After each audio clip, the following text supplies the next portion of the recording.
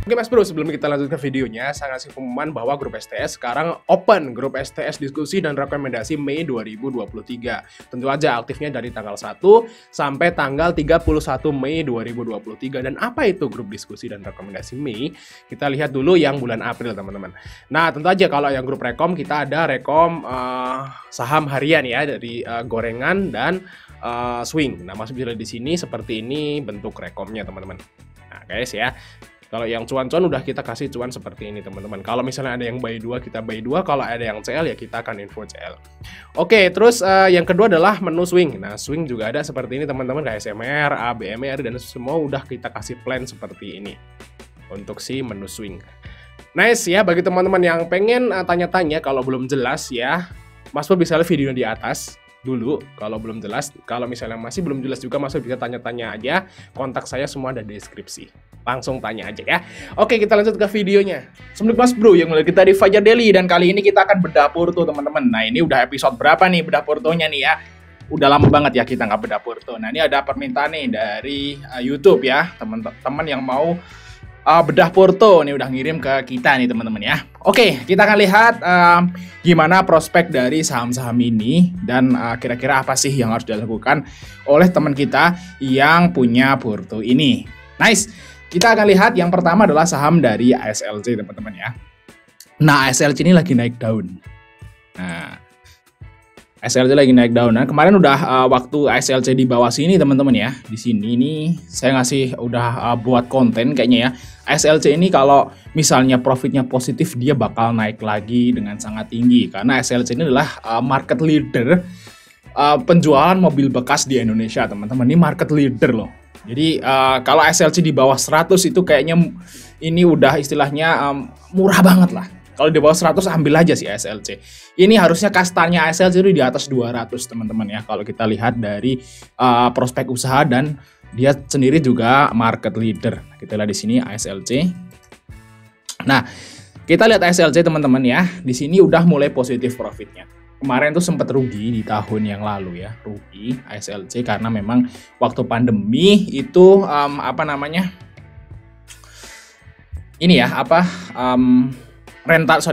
penjualan mobil bekasnya macet ya, orang kan nggak ikut lelang seperti itu. Jadi ini udah mulai positif dan saya yakin nanti dimulai tahun 2023 ini bakal melejit lagi ASLC. Jadi ya enak lah kalau teman-teman punya ASLC udah santai aja, hold, nanti harusnya sih akan cuan. Nah kalau misalnya di bawah 100 Mas Bro bisa istilahnya tambah muatan lagi teman-teman. Nah kalau ini yang punya SLC hold aja, ini baru cuan sedikit. Nah ini kita lihat aja SLC ini lagi di resist EMA 50.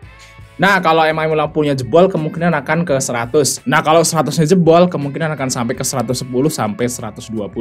Nah ini EMA 50 dan harga 100 ini adalah resist kuat teman-teman. Kita tinggal tunggu aja dia jebol atau enggak. Kalau misalnya besok hari Selasa itu jebol closing di 103 atau 104, Mas Bro entry aja, ambil target ke 120. Tapi kalau misalnya dia itu turun ke bawah ya Mas Bro bisa beli lagi di sekitar 88 atau 87 buat average down. Jadi istilahnya santai punya SLC ya.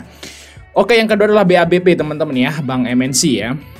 Nah, Bank MNC ini termasuk udah disupport sih kalau menurut saya teman-teman. Ini udah disupport kuat untuk si BABP. Nah, ini support di sekitaran tahun 2021 bulan Maret, April, Mei itu di harga ini ya. Di harga 70, 79, 80 seperti itu dan habis itu dia rally naik tinggi sekali. Nah ini juga udah mulai sideways teman-teman. Kalau ini sideways gitu ya, kemungkinan bisa rally lumayan tinggi lagi ya di BABP. Kita lihat BABP di sini teman-teman ya. Nah kemungkinan juga BABP besok hari Selasa menarik buat di trading kan. Nah BABP ini juga profitnya naik kok, jadi aman ya teman-teman ya. Profitnya naik, ini Mas Bro yang punya loss 2,5% hold aja santai. Ya, ini profitnya naik, PBV-nya juga sekarang cuma 0,9 termasuk murah, ekuitasnya juga naik. Ini prospeknya bagus, profitnya lagi oke. Dan yang punya Porto ini harusnya santai aja, hold aja, dan semoga aja besok hari Selasa udah mulai naik teman-teman. Untuk target dari BABP maybe ke sekitaran harga 88, yaitu di garis MA50-nya teman-teman. Tapi kita harus melihat dulu di MA20-nya dia jebol atau enggak. Kemarin sempat nyentuh MA20 di 83, cuman dia turun lagi teman-teman. Nah kita lihat dulu, kalau jebol 83 jebol berarti targetnya ke 88. Dan dia berarti confirm bentuk double bottom. Nah kalau dia 88-nya jebol, berarti targetnya ke sini teman-teman. Berarti dia udah bentuk double bottom. Kalau 88-nya jebol, targetnya ke harga 97 sampai 100. Wow, BABP menarik. Ya. Nice. Oke, kita lihat yang selanjutnya adalah Bank BRI teman-teman ya. Nah, BBRI ini profitnya juga naik tebel. Ya, dia juga habis bagi dividen naik lagi untuk BBRI. Tapi dia udah bentuk shooting star teman-teman ya. Ini ATH BBRI udah bentuk shooting star, takutnya dia akan koreksi. Nah, karena saham itu nggak mungkin dia naik terus apa.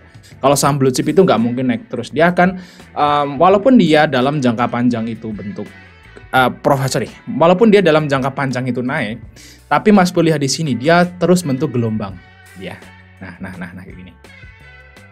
Ya. Tapi dia overall naik, cuma bentuk gelombang. Nah ini udah di pucuknya teman-teman. Ini pucuk, ini pucuk, ini pucuk, ini pucuk. Ini lembah, ini lembah, ini lembah, ini lembah, ini lembah. Ini juga udah di pucuk. Takutnya dibawa ke lembah. Ya, misalnya dibawa ke 4.700 lagi. Walaupun nanti potensi ke 5.500, cuman takutnya dia dibawa ke 4.700 lagi. Jadi kalau saran saya sih mendingan Bank BRI bisa dilepas dulu nih yang udah profit segini karena ini udah di pucuk teman-teman. Nanti kalau udah ke 4.700, 4.800 entry lagi gitu loh. Kalau saya sih kayak gitu. Tapi kalau Mas Bro ini punya kepercayaan untuk wah gue mau invest BRI selamanya, ya udah monggo silahkan. Kalau saya sih soalnya basicnya ini swing ya, bukan investasi. Jadi kalau menurut saya sih BRI ini udah saatnya TP. Nanti nunggu dulu di bawah baru entry lagi, naik lagi TP. Seperti itu sih kalau gaya saya. Tapi kalau teman yang mau invest dalam jangka panjang ya monggo silahkan. BRI ini potensi ke 6.000, 7.000, 8.000 di 3, 4, 5, 6, 10 tahun yang akan datang harusnya dia akan sentuh itu. Oke, terus selanjutnya adalah BBTN teman-teman. Nah ini kita lihat BBTN. Oke. Bank Tabungan Negara. Nah, BBTN ini menarik ya karena dolar melemah. Kalau dolar melemah sih biasanya orang-orang akan lebih orang-orang yang punya dolar akan merubah dolarnya ke rupiah. Dan biasanya kalau orang itu habis konversi dolar ke rupiah kan duitnya jadi banyak ya rupiahnya. Biasanya mereka akan ambil perumahan. Dan ya sebagiannya selain dia beli cash tentu aja dia akan kredit. Kalau dia kredit tentunya akan kredit di Bank BTN. Biasanya seperti itu ya. Nah ini potensi banget nih. Kalau dolar melemah terus sih harusnya kredit perumahan di Bank BTN naik. Nah ini potensi untuk BBTN teman-teman. Kita lihat ya BBTN di sini. BBTN memang merah. Nah kalau kita lihat juga profitnya naik ya, walaupun naiknya pelan-pelan ya, nggak seheboh BRI, BNI. Tapi kalau BBTN itu memang naik, tapi naiknya dia santai gitu, pelan-pelan. Tapi dia naik terus, gitu ya. Terus kita lihat di sini untuk PBB sekarang juga 0,6. Jadi ini adalah bank besar termurah di bursa. Cuman memang dia dividennya paling kecil sih, makanya memang dijualnya terus murah gitu ya. Ekuitasnya naik, fundamentalnya bagus, prospeknya bagus, ROE-nya tapi kecil ya, makanya ini dijual sih murah gitu. Tapi kalau kita lihat Bank BTN ini sekarang udah murah kok. Bagi teman-teman yang pengen masuk BBTN, kalau ditanya nih Bang, masuk BBTN tuh bagusnya di mana? Di 1.200 teman-teman. Nah ini kalau nggak salah di harga reg issue ya. Nah kalau Mas Bro itu masuk di 1.200 tuh udah murah, harusnya mantul gitu ya. Dan ini Mas Bro ini udah punya BTN ya. Minus gini nih hold aja, santai banget. Untuk target Bank BTN nih kalau menurut saya ini bakal ke sekitaran 1.350 lah. Nah itu target dari Bank BTN terdekat teman-teman ya. Kalau misalnya dia naik jebol 550, nah targetnya ke angka 1.350. Nah itu untuk Bank BTN. Jadi jangan cut loss BTN, hold aja cuan itu guys untuk Bank BTN. Kalau teman-teman yang pengen beli Bank BTN ya boleh masuk di harga yang sekarang atau mau nunggu kalau deket-deket 1.200 ambil sih lebih bagus. Oke, kita lanjut yang nomor selanjutnya itu FPNI ya. Oke, FPNI ya, Lotte Chemical Titan. Karena ini saya nggak tahu nih Mas Bro ini Mas Bro yang punya Porto ini nih konsepnya gimana ya? Dia swing atau investasi atau scalping? Saya nggak tahu. Makanya kita bahasnya random aja. Kalau saya bilang cut loss kan, kalau dia mau invest kan kita nggak bisa lah seperti itu. Nah kalau FPNI ini juga menarik teman-teman ya. Ini adalah salah satu perusahaan chemical terbesar juga di daerah Cilegon ya. Saya udah pernah ngobrol sama karyawan, salah satu istilahnya ya karyawan lah, sekelas manajer lah seperti itu di FPNI. Atau apa saya nggak tahu. Pokoknya dia udah istilahnya udah agak tinggi lah pangkatnya. Nah ini juga potensi untuk FPNI ini kedepannya lumayan oke Mas Bro. Nah tapi memang dia di tahun 2023 ini profitnya agak sedikit turun sih dibanding tahun 2022 kuartal satunya. Tapi masih oke banget karena kalau kita lihat FPNI di sini PBV-nya sekarang 0,7 ya. Kalau yang kemarin tuh sempat nyentuh 1,5 saat profitnya 50B. Ya ini udah harga wajar teman-teman ya. Untuk FPNI sebenarnya prospeknya bagus. Ya, cuman profitnya dia agak turun, makanya sahamnya itu down ya. Di sini dari harga 300 ke 200. Tapi kalau Mas Bro punya AVG di harga sekarang itu aman-aman aja kok, teman-teman ya. Nah, kalau misalnya FPNI turun lagi ke sekitaran harga di bawah 200, nah itu baru Mas Bro bisa ambil. Nah, kalau Mas Bro itu belum punya FPNI, saat FPNI berada di bawah 200 tuh ambil aja. Seperti itu guys ya, itu udah murah. Tapi kalau masuk di harga sekarang juga oke. Karena ini udah mau golden cross sepertinya teman-teman. Nah, kalau ini terjadi golden cross nih ya. Ini kan belum pernah nih golden cross, di sini juga mau golden cross nggak jadi ya. Nah, ini golden cross, first time golden cross berarti targetnya sekitar 230 sampai 236 atau mau nyentuh EMA 200-nya dulu juga di 244. Jadi istilahnya ini potensi untuk FPNI kalau dia golden cross. Tapi kalau besoknya udah merah, nah Mas Bro bisa AVG down nih yang punya Porto di sekitaran harga 196 sampai 190 di antara itu. Ngomong AVG down. Jadi aman FPNI, hold aja. Oke, terus selanjutnya adalah saham dari Gunawan Dian Jaya Steel ya. Nah, GDST ini turn around loh. Dan STS juga udah cuan di FPNI, GDST juga. Ini kayaknya ini orang ini nggak gabung STS sepertinya, makanya dia nggak keluar gitu ya. Padahal ini kita lihat di FPNI, di GDST ini sempat cuan luber STS. Nah, kalau nggak salah STS cuan luber tuh di candle ini teman-teman ya. Nah, di sini nih kalau nggak salah di sini juga cuan lagi. Untuk GDST. Jadi mungkin dia nggak masuk STS, makanya dia masih hold aja GDST. Nah, GDST ini kalau kita lihat di sini dia golden cross EMA 50 ke EMA 200 ya. Cuman dia merah lagi teman-teman ya. Jadi ini nggak tahu arahnya gimana. Tapi kalau kita lihat fundamental GDST teman-teman itu is okay ya. Profitnya ini cakep banget ya, dari rugi-rugi ke untung langsung 200 miliar ya. Terus untuk PBV sekarang termasuk mahal ya 1,43, tapi ya ini dibarengin dengan profitnya memang naik gede gitu ya.